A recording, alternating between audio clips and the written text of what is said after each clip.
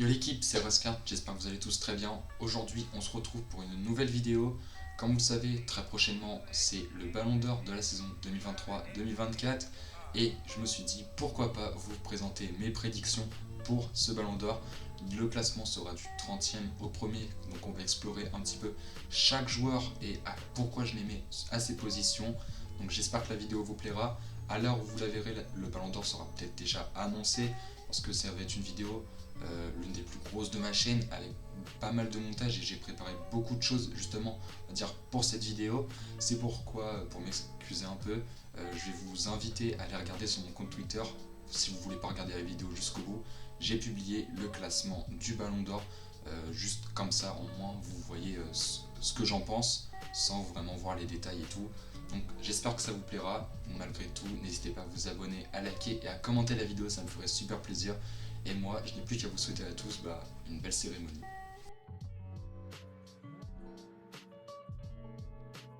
Et pour ouvrir cette cérémonie, mon 30e joueur dans le classement, ce sera, comme vous l'avez vu, Artem Dovbyk, l'Ukrainien qui est une surprise dans cette liste du Ballon d'Or, qui sort d'une très belle saison avec Rayron à 41 matchs, 25 buts, 10 passes décisives. Il a été élu meilleur buteur de Liga, mais malheureusement, je trouve qu'il ne méritait pas sa place dans ce classement. Je trouve qu'il y avait des joueurs qui avaient fait des meilleures saisons que lui, qui méritaient d'être nominés. On peut penser à un Jérémy Frimpong ou encore à Rodrigo. Je pense que Dovbyk c'est la surprise de cette liste, mais qui n'ira pas plus loin que la 30e place. À la 29e place, ce sera pour moi Hakan Çalhanoğlu.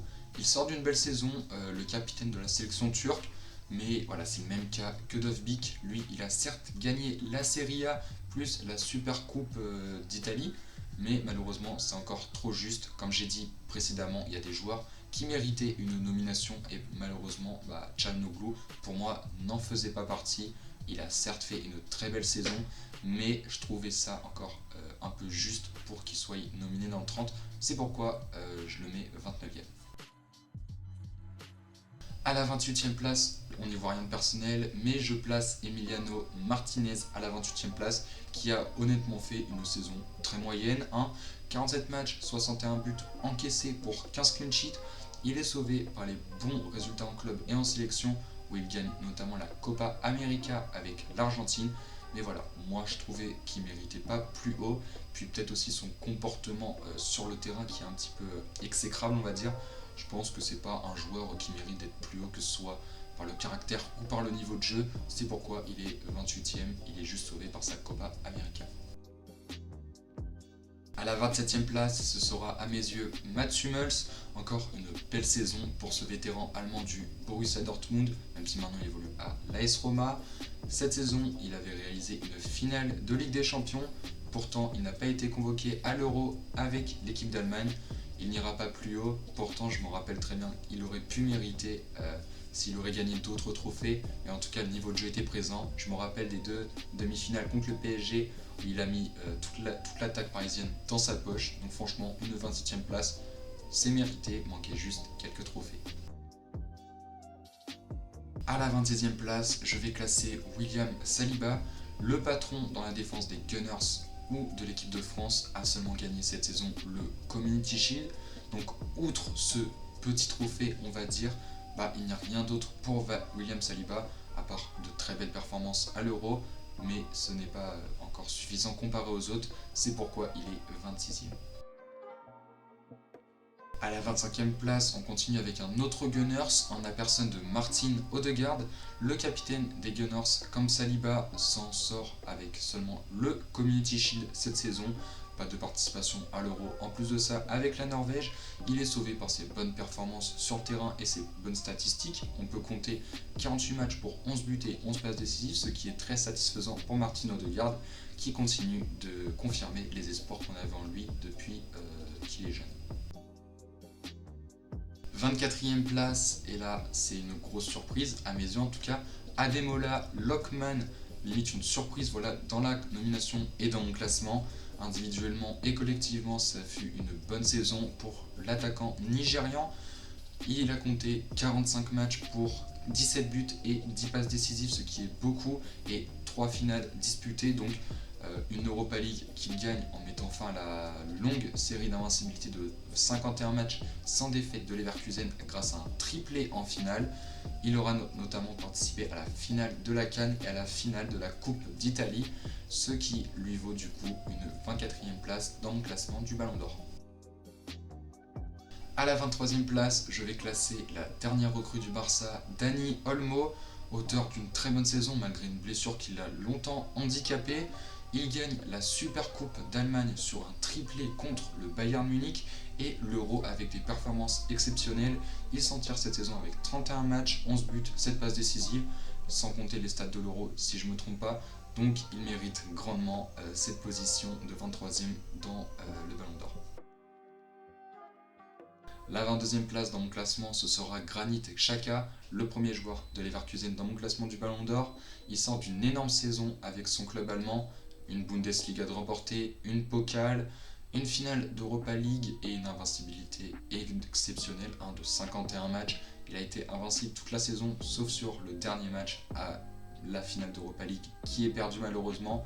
Ça reste une 22e place totalement méritée pour le capitaine de la sélection suisse qui a réalisé d'ailleurs un très bon Euro qui s'est soldé avec un quart de finale, donc Granit Xhaka 22e.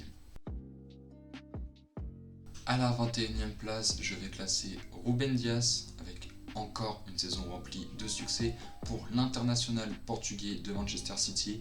Rien que pour vous citer, Super Coupe de l'UEFA, la Coupe du Monde des clubs, la Première Ligue, une finale de Community Shield et une finale de FA Cup. Ça fait quand même 5 grands trophées auxquels il a participé, donc 3 victoires et 2 finales. Ça reste quand même très satisfaisant. Il a été régulier tout du long de la saison avec de belles performances. C'est pourquoi il mérite sa 21e place. À la 20e place, j'avais hésité avec Ruben Dias, mais ce sera Antonio Rudiger, le 20e de mon classement, qui a réalisé encore une fois une très belle saison depuis plusieurs années. Il les enchaîne, les bonnes saisons, Rudiger. En 48 matchs, il aura gagné la Ligue des Champions, la Liga et la Supercopa. En plus de ça, régulier tout du long de la saison. Voilà, j'avais quand même hésité avec Ruben Dias, mais cette saison, il a stoppé plusieurs gros attaquants qui étaient énormément en forme. Rien que pour vous en citer quelques-uns, on peut compter Niklas Füllkrug, Erling Haaland ou encore Harry Kane. Donc ça mérite à Rudiger une 20e place dans le classement. À la 19e place, ce sera pour moi Declan Rice, un joueur qui a été d'ailleurs compliqué à classer, qui a réalisé de très bonnes performances cette saison, mais voilà, qui n'a pas gagné de trophée majeur. Juste pour vous les compter, il a juste gagné le Community Shield et a réalisé une finale d'Euro. Donc j'ai trouvé une 19e place très juste pour Declan Rice. À la 10e place de mon classement, ce sera Alejandro Grimaldo qui a réalisé une saison historique au poste de piston gauche. Cette saison, il aura glané la Bundesliga, la Pokal et l'Euro en plus de ça avec l'Espagne. Il aura participé également à une finale d'Europa League et à une longue série d'invincibilité de 51 matchs. Avec la Bundesliga, en même temps, il aura été énormément décisif avec Leverkusen. En 51 matchs, c'est 12 buts et 20 passes décisives, ce qui est énorme pour un latéral gauche. Une 18e place est totalement méritée pour cet international espagnol. Et encore, j'hésitais à le mettre plus haut. À la 17e place, ce sera pour moi Nico Williams. Alors après la 17e place, ça va être des joueurs qui ont été très compliqués à classer, donc vous verrez juste après. Mais à la 17e place, du coup, on reprend avec Nico Williams. Une des révélations de l'année dernière, en 37 matchs, Nico Williams c'est 8 buts et 19 passes décisives. Il aura été vainqueur de l'Euro et de la Coupe du Roi en Espagne, donc du coup il aura été étincelant, il aura brillé avec Lamine Yamal, faisant du mal à tous les latéraux qui ont dû l'affronter, ce qui le renvoie à une 17e place bien méritée pour ce crack de Bilbao qui va peut-être bientôt signer au Barça, on ne sait pas. À la 16e place, ce sera l'un de mes joueurs favoris de l'année dernière. Je parle bien sûr de Vitinha, élément important dans la réussite du PSG l'année dernière. Il aura participé à 46 matchs pour 9 buts et 5 passes décisives. Pour rappel, c'est un milieu, ça reste quand même beaucoup. En gagnant la Ligue 1, la Coupe de France et le Trophée des Champions. Alors décisif dans les moments où on avait besoin de lui et un élément très important, que ce soit dans le jeu ou même peut-être dans le vestiaire du PSG, à mes yeux, il était dans le top 5 des milieux centrales de l'année dernière et pas 5e. 15e place, on continue avec un autre joueur de Leverkusen, Florian Wirtz, un retour tonitruant des croisés pour le jeune espoir allemand qui a eu une énorme éclosion quand même l'année dernière avec de grosses performances.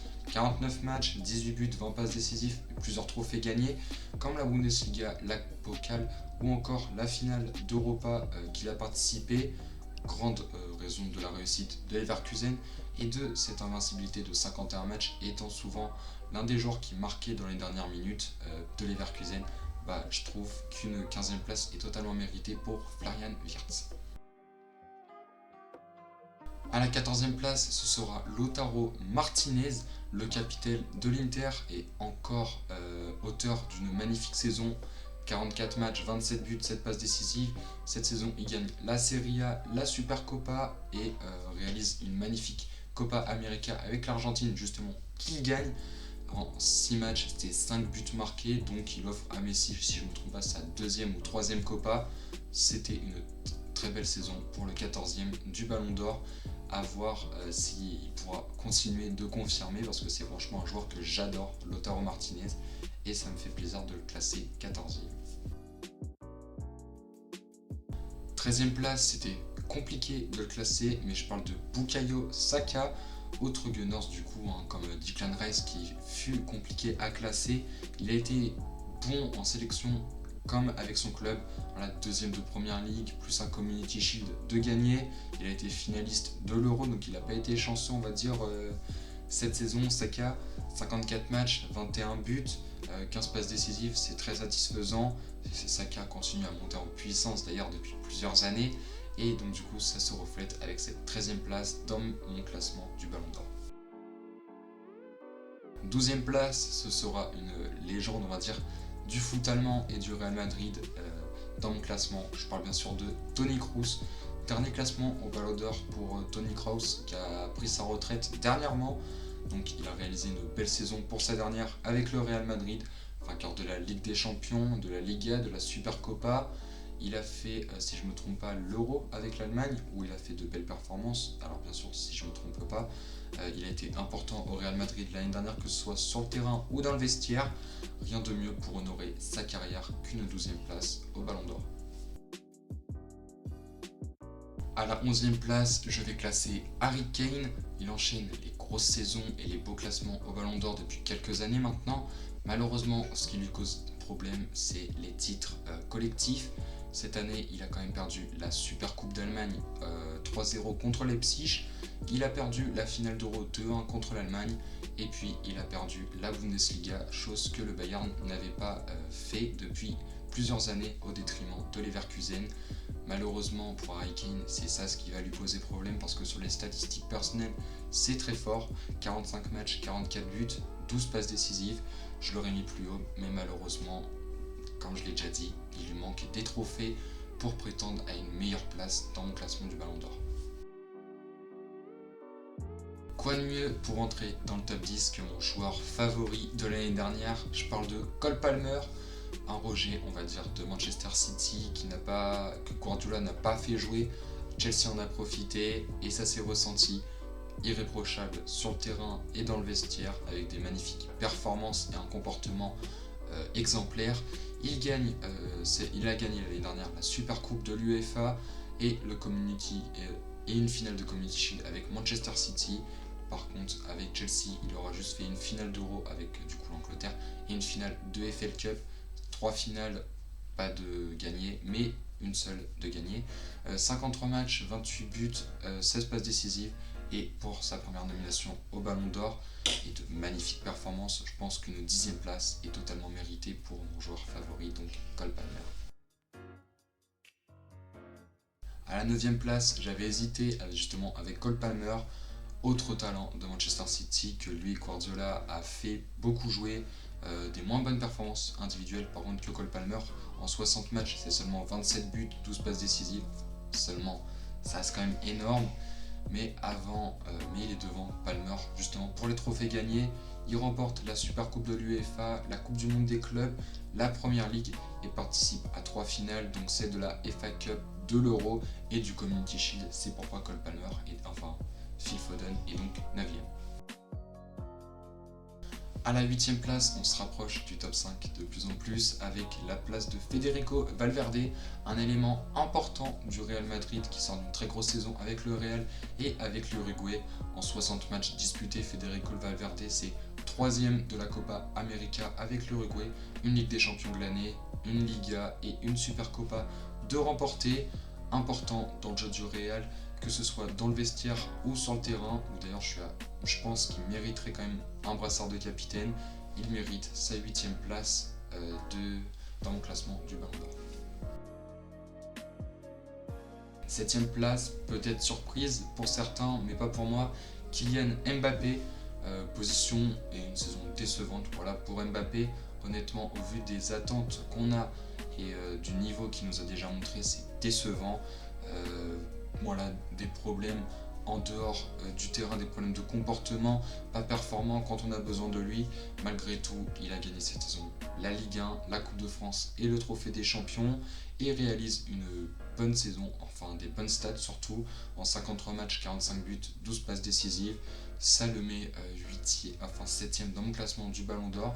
Mais voilà, un Euro raté, des performances en Ligue des Champions moyennes. Je peux pas le mettre plus haut parce que il était pas au niveau cette saison Mbappé. À voir s'il va se rattraper, mais vu comment c'est parti, je doute.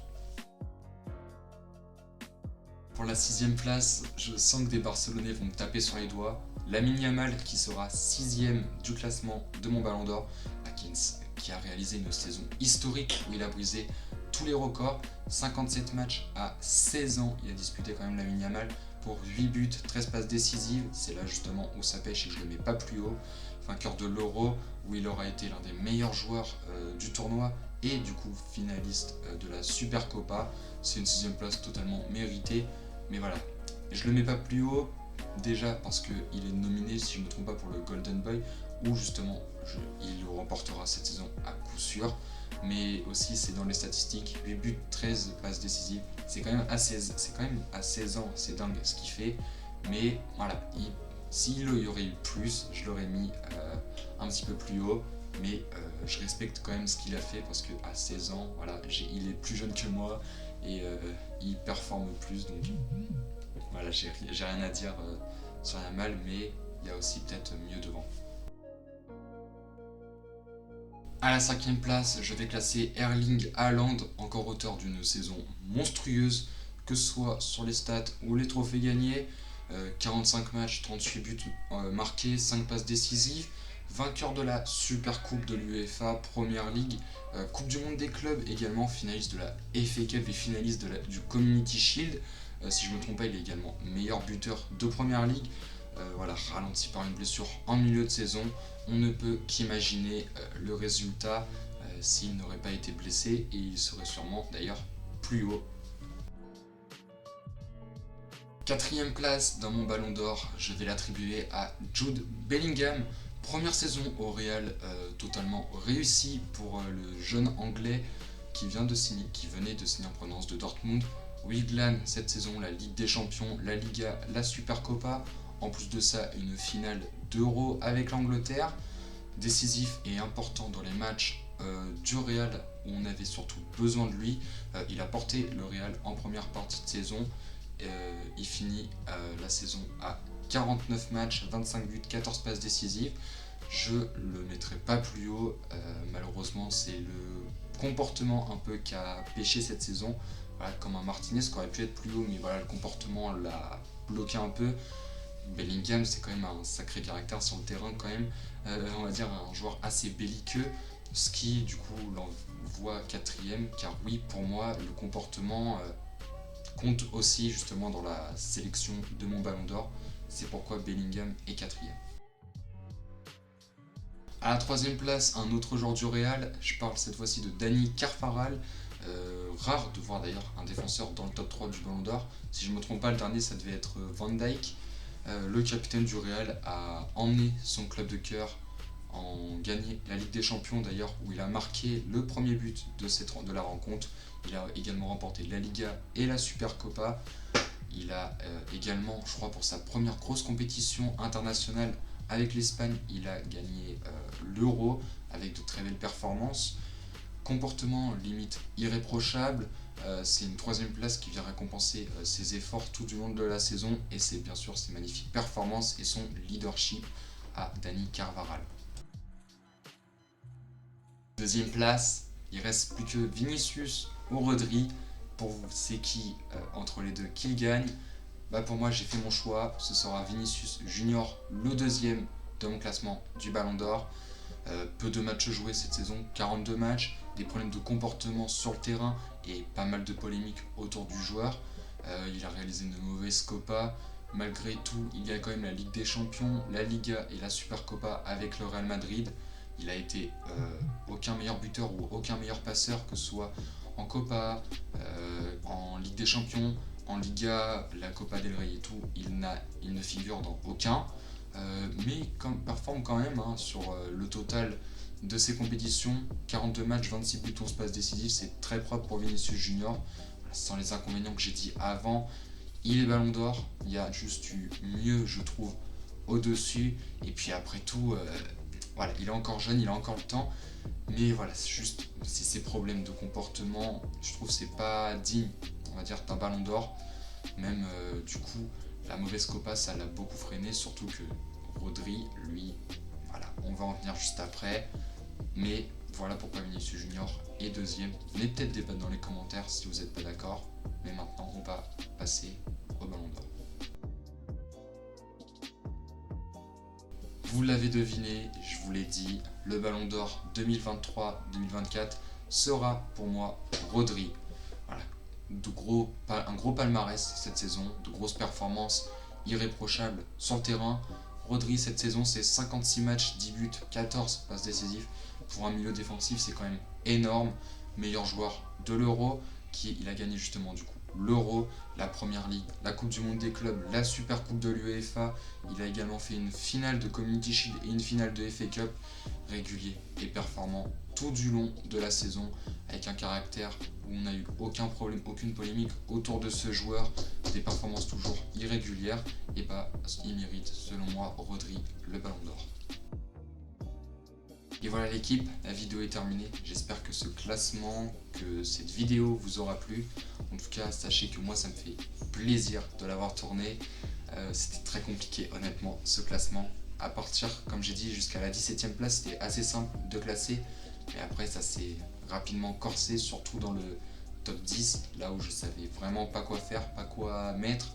J'ai mis du temps surtout à l'écrire cette vidéo, j'ai mis à peu près une à 2 semaines pour la faire, et là c'est seulement maintenant que je la tourne. Je vais peut-être avoir du retard pour la publier, je m'en excuse. En tout cas, comme je vous ai dit, vous pourrez aller voir sur Twitter le classement sans les détails et tout, comme je vous ai dit. J'espère que la vidéo vous aura plu. N'hésitez pas à vous abonner, à liker, à commenter la vidéo, ça me ferait super plaisir, car c'est la vidéo la plus grosse de ma chaîne. Donc à la prochaine les amis, merci d'avoir regardé jusqu'au bout, c'était Roscart, à la prochaine, ciao.